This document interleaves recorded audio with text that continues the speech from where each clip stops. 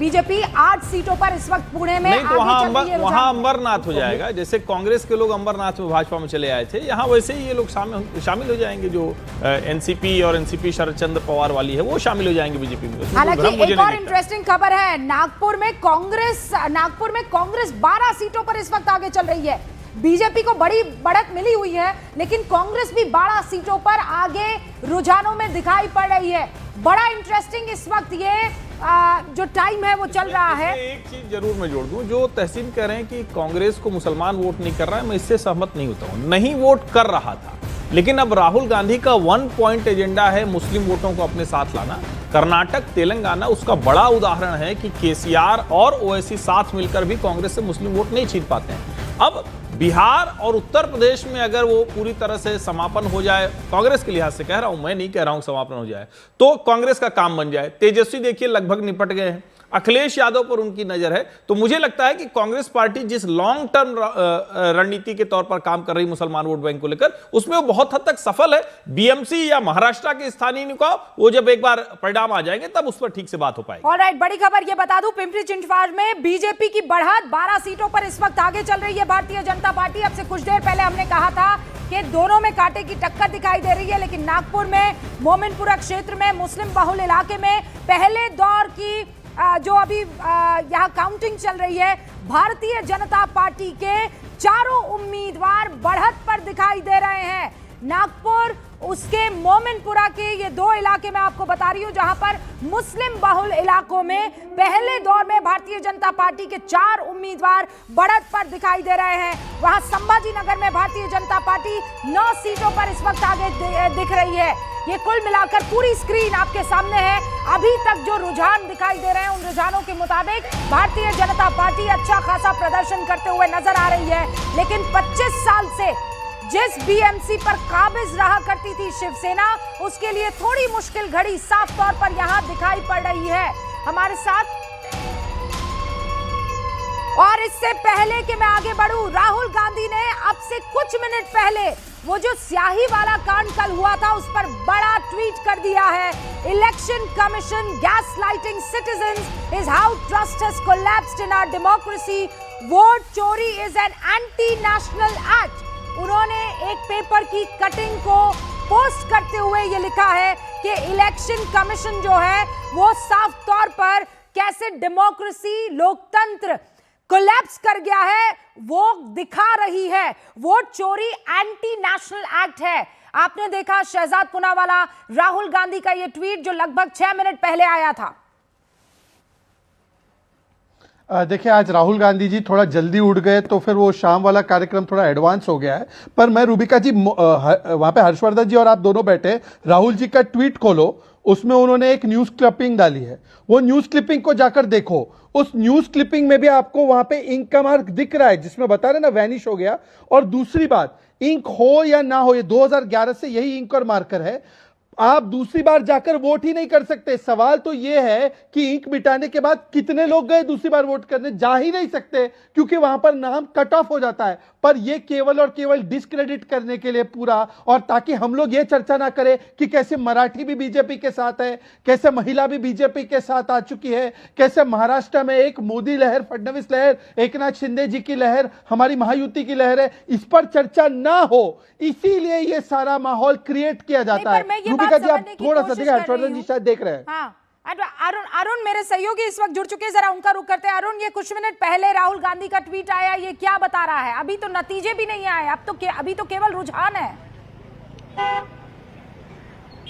देखिए, राहुल गांधी जो इंडिया गठबंधन का धर्म है उसका पालन कर रहे हैं, क्योंकि उद्धव ठाकरे ने कल बहुत जोर शोर से मामला उठाया था। शिवसेना उद्धव ठाकरे गुट ने मामला उठाया था कि जो इंक लगाई जा रही मार्कर वो तुरंत छूट जा रही है। और अगर आप कोरोना के समय जब हम इस्तेमाल करते थे हाथ को साफ करने के लिए, उससे बहुत आसानी से ये जो स्याही है उसको मिटाया जा सकता है। उनका ये कहना था कि पोल प्रोसेस में गड़बड़ी ये है, चुनाव आयोग एक ही व्यक्ति कई बार इससे वोट कर सकता है, फर्जी मतदान कर सकता है। और राहुल गांधी चूंकि पिछले कुछ समय से यही बात उठा रहे हैं कि मतदान फर्जी हो रहे हैं, ईवीएम पर भरोसा उनको नहीं है। इसके अलावा वोटर लिस्ट में गड़बड़ी है। एक आदमी कई जगह का वोटर है, वो जाता है और दो जगह पे, तीन जगह पे वोट देता है। एक ही आदमी का नाम कई वार्ड्स की वोटर लिस्ट में है, एक ही फोटो का इस्तेमाल कई वोटरों के लिए हो रहा है। तो इस तरह से वो कहते हैं कि मतदाता सूची जब तक शुद्ध नहीं होगी, साफ नहीं होगी, तब तक सही चुनाव, फ्री एंड फेयर इलेक्शन नहीं हो सकते। और यही समर्थन उन्होंने उद्धव ठाकरे को दिया अपने ट्वीट के जरिए। और उन्होंने एक रिपोर्ट का भी हवाला दिया है जिसमें कहा गया कि कई जगहों पर जो स्याही है मार्कर की, उसको आसानी से मिटाया जा सकता है। हालांकि चुनाव आयोग ने कल स्पष्ट कर दिया था कि पहले जो इंक लगती थी वही इंक मार्कर में है, और वो जो इंक मार्कर के जरिए आपके उंगली पे लगाई जा रही है उसको आप मिटा नहीं सकते। चुनाव आयोग की ये सफाई थी। लेकिन कई वीडियो सोशल मीडिया पर इस समय वायरल हैं, कल से ही वायरल हैं, जिसमें लोग उस स्याही को मिटाते हुए दिख रहे हैं। तो एक तरह से जो इंडिया गठबंधन के एक दल ने, उद्धव ठाकरे का दल, भले ही यहाँ चुनाव एक साथ नहीं लड़ रहे हो, कांग्रेस उनके साथ नहीं लड़ रही हो, कांग्रेस वंचित बहुजन अघाड़ी के साथ लड़ रही हो, लेकिन जो कॉज है, एक जो सेंटर पॉइंट रहा है राहुल गांधी की राजनीति का, बड़ी बात जो अरुण उन्होंने कही है, ट्वीट में वो दिखाना चाहते हैं। वोट चोरी is an anti national act, यानी वोट चोरी एक राष्ट्र विरोधी कार्य है।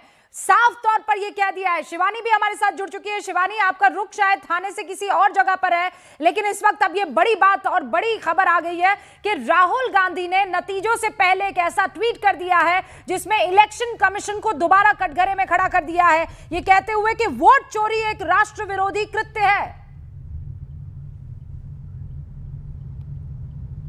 बेशक रूबिका, और पहली दफा नहीं है, हर बार सवाल उठाए गए हैं विपक्ष की ओर से, और इसी वजह से कल भी जो मैंने जिक्र किया था, पाडा की जो मशीन है इसी वजह से लगाई गई थी। कई बार ये इश्यूज उठे हैं कि टेक्निकल इश्यूज हो जाते हैं, जो ईवीएम मशीन है उसमें डिस्प्ले साफ नहीं होता है, उसमें कोई भी चीज दिखाई नहीं देती है, और इसीलिए पाडा मशीन को लगाया गया ताकि जितना भी बैकअप जो है वो उसमें रखा जा सके। उसके बाद भी सवाल उठ रहे हैं। तो और एक तरफ तो कांग्रेस को पहले तो अपनी पोजीशन यहां पर क्लियर करनी चाहिए, किस तरीके से वो आज भी एक तरीके से अलग थलग ही पड़े हुए यहां पर दिखे हुए, अब भी उस तरीके की मजबूती देखने को नहीं मिली है, जो रुझान भी लगातार सामने आ रहे हैं। इससे पहले अभी रूबिका में ठाणे गई थी। ठाणे कहते हैं कि एकनाथ शिंदे का गढ़ है, वहां पर सबसे मजबूती से वहां पर वो खड़े हुए हैं। इसके अलावा 1997 में वहां का जो नगर पालिका का जो चुनाव था उनमें खुद भी लड़ा था, मजबूती से वो जीते भी। 2004 में उनको फिर मौका मिलता है, वो विधायक बनते हैं। अभी जब हम वहां पर गए, हमने सबसे पूछा आप एकनाथ शिंदे को जानते हैं, तो शिंदे भाव करके वहां पर हर कोई एकनाथ शिंदे को पहचानता है। और वहां पर 22 सीटों से आगे चल रही है इस वक्त बीजेपी और शिंदे एक साथ, और इसीलिए एक बहुत मजबूत गढ़ के तौर पर वहां पर देखा गया।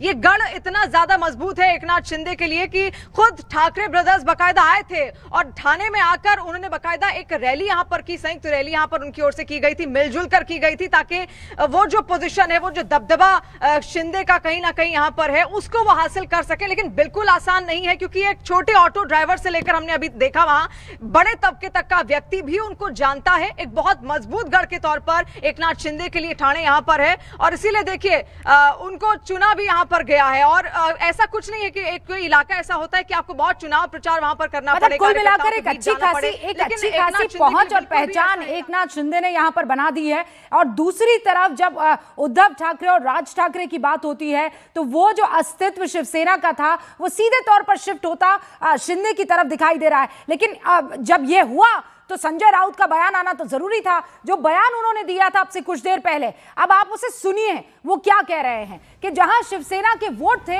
वहां पर वोट लिस्ट से हटाए गए हैं, काटे गए हैं। अभी फिर कह रही हूं, रुझान और रुझान से पहले अब ये बयान आ रहे हैं कि देखिए ये तो जानबूझकर हमें हराया गया चुनाव है। सुन लीजिए।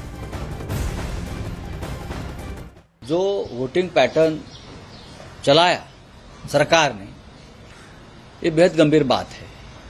हजारों लोगों के नाम गायब रहे, जिसने विधानसभा में वोट किया है, और ऐसे एरिया से वोट गायब हो गए जहां शिवसेना को या महाराष्ट्र नवनिर्माण सेना को या कांग्रेस को वोट हुए, वहां से हजारों लोगों के नाम गायब हो गए। ईवीएम मशीन बार बार बंद होती रही बहुत से प्रभागों में। जहां राष्ट्रवादी कांग्रेस को बटन दबाया गया है, वहां कमल के ऊपर लाइट ऑन होती है।